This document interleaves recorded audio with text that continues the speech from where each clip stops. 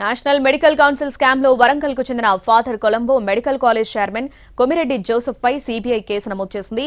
Medical కాలేజ్ల తనిఖీ కోసం పెద్ద మొత్తంలో డబ్బులు తీసుకున్నట్లు జోసెఫ్ పై ఆరోపణలున్నాయి.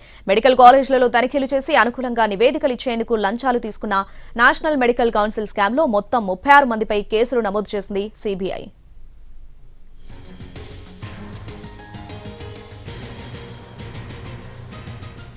నేషనల్ మెడికల్ కౌన్సిల్ స్కామ్ లో వరంగల్ కు చెందిన father Colombo medical college chairman Komireddy Joseph పై సీబీఐ కేసు నమోదు చేసింది.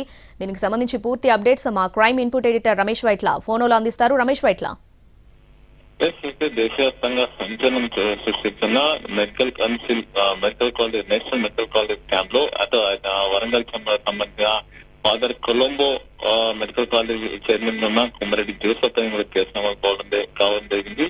అయితే ఇతను మధ్యవర్తుల ద్వారా ఏకంగా 60 లక్షల రూపాయల డబ్బులు తీసుకున్నట్టుగా చెప్తున్నారు. అయితే మెడికల్ కాలేజీలో తనిఖీలు చేసి అక్కడ మౌలిక వసతులు లేకపోయినప్పటికీ అనుమతుల కోసం సిఫార్సు చేసినందుకు పెద్ద మొత్తంలో డబ్బులు మొత్తం చేస్తున్నట్లుగా తెలుస్తుంది. దీనికి సంబంధించి అటు కొంతమంది మధ్యవర్తుల ద్వారా ఈ డబ్బులు మొత్తంగా వచ్చిందని చెప్తున్నారు. కర్ణాటక, రాజస్థాన్, మధ్యప్రదేశ్, ఢిల్లీ, ఉత్తరప్రదేశ్, ఛత్తీస్గఢ్ లోని మెడికల్ కాలేజ్ తనిఖీల కోసం అటు ఆ కమిటీలో కొమిరెడ్డి జోసెఫ్ కూడా ఉన్నారో ఆ కమిటీకి సంబంధించిన ఏదైతే మెడికల్ కాలేజ్ తనిఖీ చేసిన తర్వాత అనుకూలంగా రిపోర్ట్ ఇచ్చేందుకు పెద్ద మొత్తంలో డబ్బులు తీసుకున్నట్టు ఇప్పుడు తెలిసింది. అయితే దీనికి సంబంధించి స్కామ్ ఛత్తీస్గఢ్ అనే రావత్పూర్ సర్కార్ మెడికల్ కాలేజ్ నుంచి బయటపడింది. ఆ తర్వాత 2 దఫాలుగా ఫాదర్ కొలంబో కొమిరెడ్డి జోసెఫ్ డబ్బులు వచ్చాయి. Visakha Gayatri medical college director నుంచి 50 లక్షలు, తర్వాత ఆ ఢిల్లీలోని కృష్ణ కి ఈ డబ్బులు మొత్తంగా చేరినట్టుగా, ఆ తర్వాత మొత్తం డబ్బులు కూడా ఫాదర్ కొలంబో కూడా వచ్చినట్టుగా చెప్తున్నారు. దీనికి సంబంధించి అనంతపూర్ కదిరి చెందిన డాక్టర్ హర్ప్రసాద్, తర్వాత హైదరాబాద్ సంబంధించిన అంకల్ రాంబాబు, విశాఖపట్నం చెందిన డాక్టర్ కృష్ణలో సంబంధించిన పాత్ర కూడా ఉంటాయి. అయితే